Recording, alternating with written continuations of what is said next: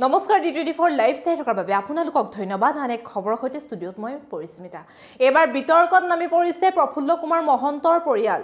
ঘৰত কাম কৰা মানুহক দুৰ্ব্যৱহাৰ কৰে প্ৰফুল্ল কুমাৰ মহন্তৰ পৰিয়ালৰ লোকে।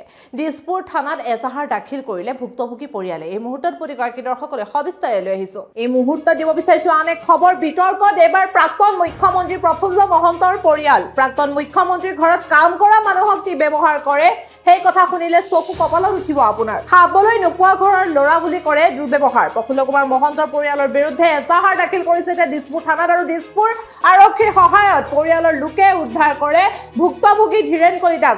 পুনৰবাৰ আপোনালোকক জনাইছো এবাৰ বিতৰ্কত আহি পৰিছে প্ৰাক্তন মুখ্যমন্ত্ৰী প্ৰফুল্ল মহন্তৰ পৰিয়াল। প্ৰাক্তন মুখ্যমন্ত্ৰীৰ ঘৰত কাম কৰা মানুহক কৰে দুৰ্ব্যৱহাৰ, যাৰ ফলত এতিয়া ভুক্তভোগী আৰু ভুক্তভোগীৰ পৰিয়ালে দিছপুৰ থানাত এজাহাৰ দাখিল কৰিছে। কেৱল বেয়া ব্যৱহাৰ কৰাই নহয়, তেওঁৰ ওপৰত জাপি দিয়ে বহু অভিযোগ।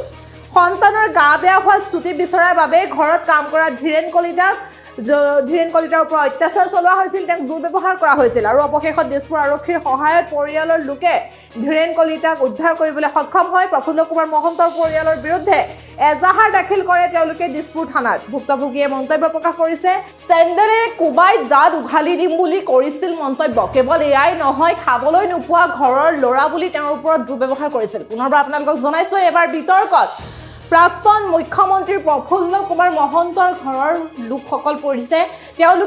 তেওঁলোকৰ ঘৰত যি বন্ধ কৰা মানুহ আছিল, সেই বন্ধ কৰা মানুহৰ ওপৰত তেওঁলোকে দুৰ্ব্যৱহাৰ কৰিছিল। বহু সৰু সৰু কথা তেওঁৰ ওপৰত দুৰ্ব্যৱহাৰ কৰা হৈছিল। আনকি তেওঁ নিজৰ সন্তানৰ গা বেয়া হোৱা যেতিয়া ছুটি বিচাৰিছিল তেতিয়াও তেওঁৰ ওপৰত অত্যাচাৰ চলোৱা হৈছিল আৰু অৱশেষত ভুক্তভোগী আৰু ভুক্তভোগীৰ পৰিয়ালে দিছপুৰ থানাত দাখিল কৰিছিল এজাহাৰ।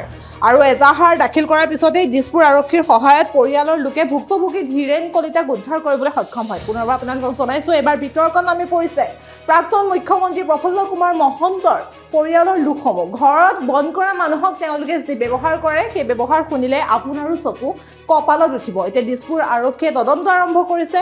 কোন সঁচা আৰু কোন মিছা তাৰ ওপৰত এতিয়া তদন্ত চলি আছে, তদন্ত অব্যাহত আছে আৰু দিছপুৰ আৰক্ষীৰ সহায়তে ভুক্তভোগী ধীৰেন কলিতাক উদ্ধাৰ কৰে তেওঁৰ পৰিয়ালৰ লোকে।